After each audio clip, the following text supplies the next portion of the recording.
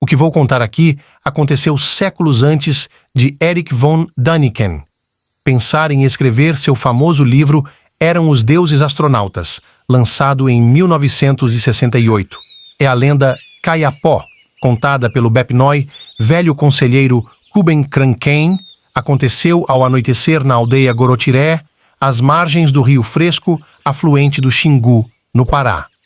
O respeitado conselheiro idoso Bepnói realmente merece o título de Guambabã, o sábio, e com profunda emoção naquela tarde, no ano de 1952, compartilha a história de seus antepassados com João Américo Perê, renomado indigenista, jornalista e escritor, juntamente com sua equipe, que tiveram a oportunidade de registrar um ritual fascinante realizado por esses nativos em honra a um personagem lendário chamado Bep Kororote. Bepnói, um sábio ancião, compartilhava histórias com seu povo sobre as vastas planícies que se estendiam até a misteriosa cadeia montanhosa de Pukatote.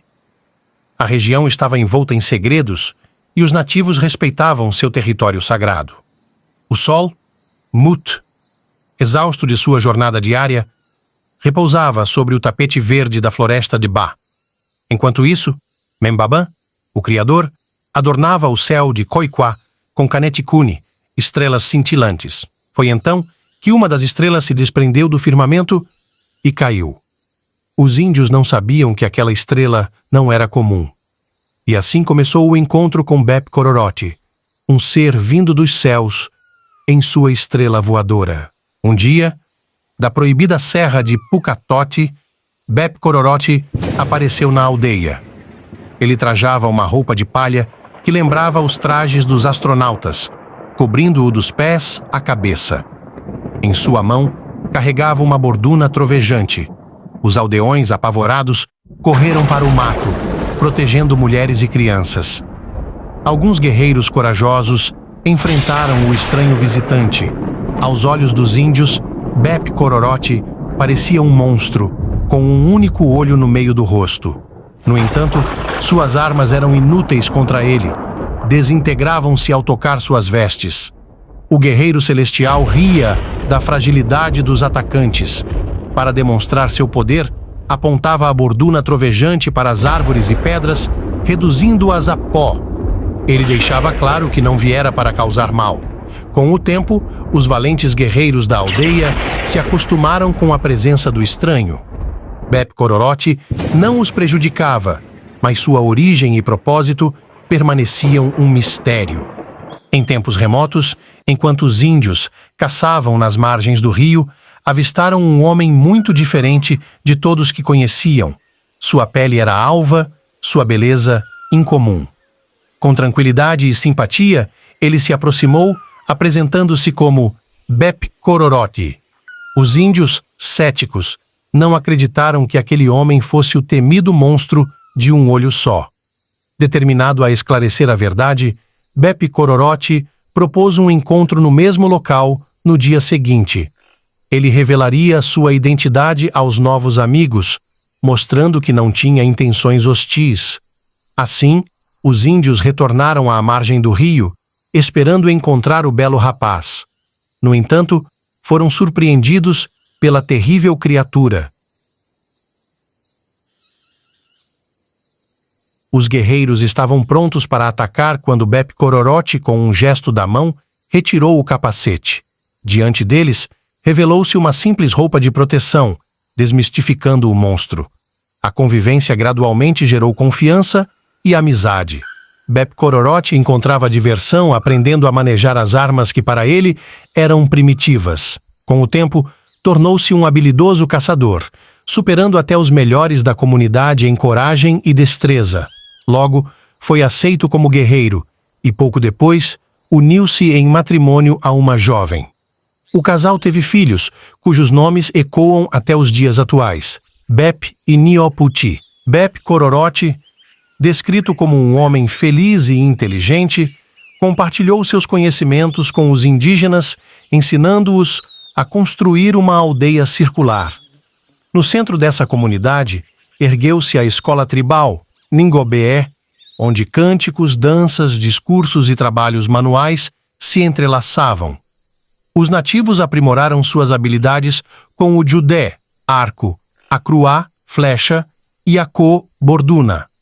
A cop, uma clava utilizada para ataque e defesa, foi reproduzida a partir da poderosa arma triangular que Bep-Kororote carregava consigo. Sua liderança na tribo transformou o chefe da aldeia, Bena de Ouro, em um guardião atencioso do povo. Essa posição acarretava mais responsabilidades do que privilégios. Bep-Kororote também estabeleceu que o Conselho de Anciãos deveria auxiliar o chefe nas decisões. As famílias adornavam-se com penas e pinturas corporais, representando a flora e fauna local. Assim, o povo Kayapó estabeleceu suas bases de funcionamento, tornando-se mais sábio e organizado. De tempos em tempos, os jovens mais rebeldes abandonavam a escola, o Ngobi. Para repreendê-los, Bep-Kororote vestia sua bó, uma vestimenta de proteção, e partia em busca dos garotos. Assustados, eles corriam de volta para a aldeia, retornando à escola.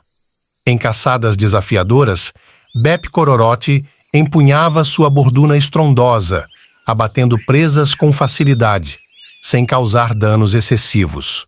No entanto, com o passar do tempo, sua saudade pelo antigo lar no céu o transformou.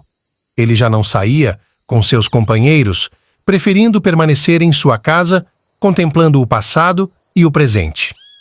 Bep-Kororote, atormentado por saudade e tristeza, sempre escolhia a direção da Serra de Pukatote em suas saídas. Um dia, essa melancolia se transformou em impaciência e insatisfação.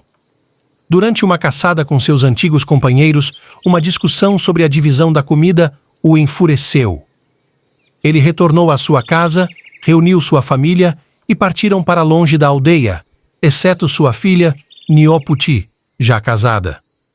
Por razões misteriosas, Bep-Kororote instruiu sua família a cobrir seus corpos com tinta preta e os deixou abrigados até seu retorno. Vestindo seu traje e empunhando a poderosa clava, que emitia raios ofuscantes e desintegradores, ele dirigiu-se à aldeia com a intenção de dar uma lição em seus antigos companheiros. Para a surpresa dos nativos, Bep-Kororote desafiou a todos na tribo, buscando corrigi-los. Os Menbengokri pensaram que ele havia enlouquecido e partiram para cima dele. No entanto, mesmo sem utilizar sua clava, ele derrotou facilmente todos na aldeia, deixando-os desacordados com as vibrações de seu traje. Nem os guerreiros mais fortes tinham chance contra o guerreiro do espaço. Após esse confronto exaustivo, Bep-Kororote decidiu gradualmente voltar para a Serra Pukatote. Para evitar ser seguido por seus antigos companheiros, destruiu árvores e pedras ao redor com sua borduna estrondosa. Os estrondos afugentaram os curiosos, que retornaram rapidamente para a aldeia. De longe do topo da Serra Pukatote, testemunharão uma explosão intensa, acompanhada de fumaça, raios e trovões. Era Bep-Kororote e sua família partindo em sua nave espacial ou canoa voadora, retornando para sua morada no céu. Pelo menos foi assim que relataram, e a lenda de Bep-Kororote permanece viva, lembrando-nos de que o mistério e a coragem transcendem os limites da terra e do céu. Niopote, filha de Bep-Kororote, permaneceu na aldeia, casada e comprometida com seu povo. Após a partida de seu pai, a região enfrentou mudanças climáticas drásticas. Os animais rarearam, quase desaparecendo, e o povo sofreu com dificuldades e doenças que ceifaram muitas vidas. Niopote, determinada a resolver os problemas da aldeia, convenceu seu marido a acompanhá-la até o topo da Serra Pukatote. A montanha era proibida, mas eles persistiram. Cobertos com tinta escura, sentaram-se em uma espécie de embarcação. Niopote pediu ao marido que esperasse por seu retorno. Com uma explosão, a embarcação voou e desapareceu entre as nuvens. Dias depois, outra nave espacial desceu do céu, trazendo sua família. Bep-Kororote e os demais trouxeram remédios, pidiô, alimentos e sementes. Kukren.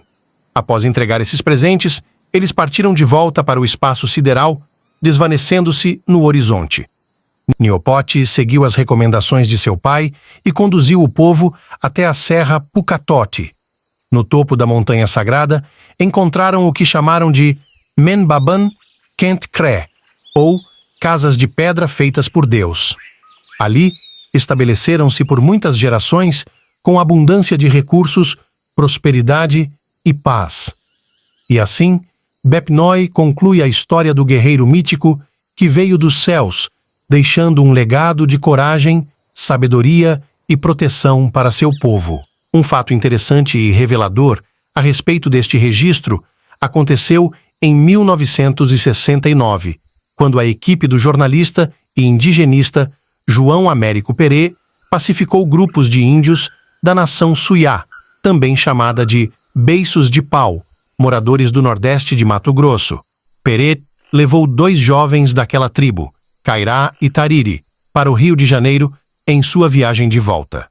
Certa vez, quando assistiam televisão juntos, ao verem uma reportagem sobre a conquista da Lua pelos norte-americanos, liderados por Neil Armstrong, Cairá e Tariri, ficaram excitadíssimos quando o astronauta foi mostrado pisando no solo lunar com trajes espaciais. Tariri apontou assustado para a TV e disse: Bep-Kororote! Bep-Kororote! Bep-Kororote! Bep-Kororote!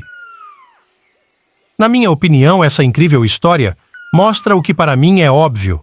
Fomos e ainda somos visitados. A questão é: temos capacidade psicológicas, mentais, emocionais para ter contato com outras raças? Peço que fiquem para a parte mais importante do vídeo e reflitam nesses questionamentos com sinceridade. Espero que tenham gostado e os convido à parte mais importante do vídeo. Convido a refletir e se questionar sobre a possibilidade de visitas de antigos astronautas ao longo da história. Digo astronauta porque nem ao certo sabemos de onde vêm, o que são, se são somente materiais, se são dimensionais, viajantes do tempo, e por aí vai. Existem muitas histórias e possibilidades. Muitos querem ter contato com seres de outros mundos, esperando um salvador para resolver os problemas das más escolhas que a humanidade faz.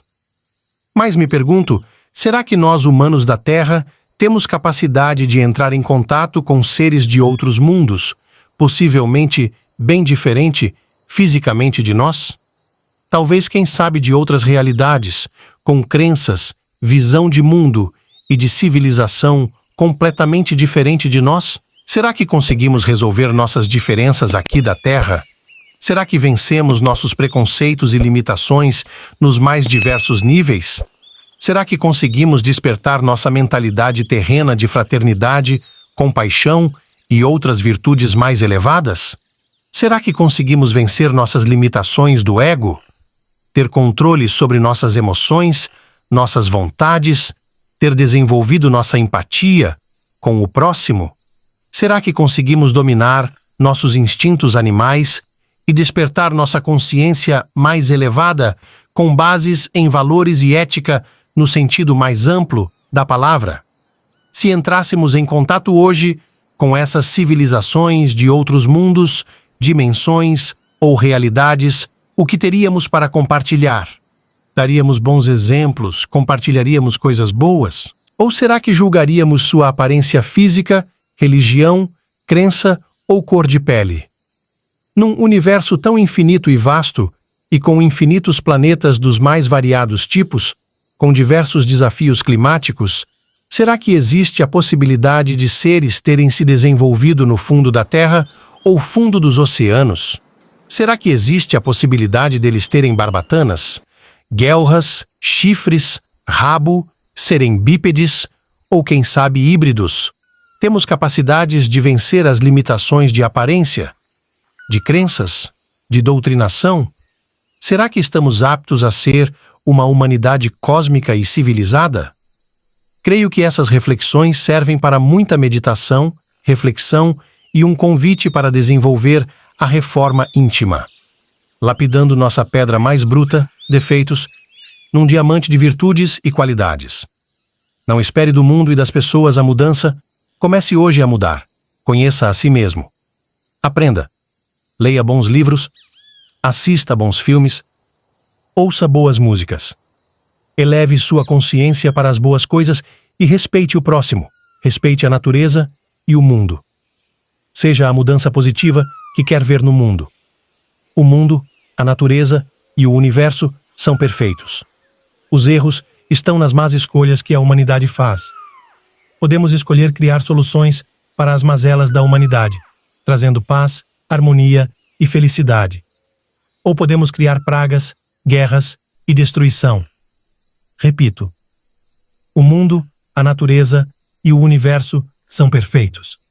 Os erros estão nas más escolhas que a humanidade faz. Seja a diferença, a mudança positiva que tanto quer ver no mundo. Faça a sua parte.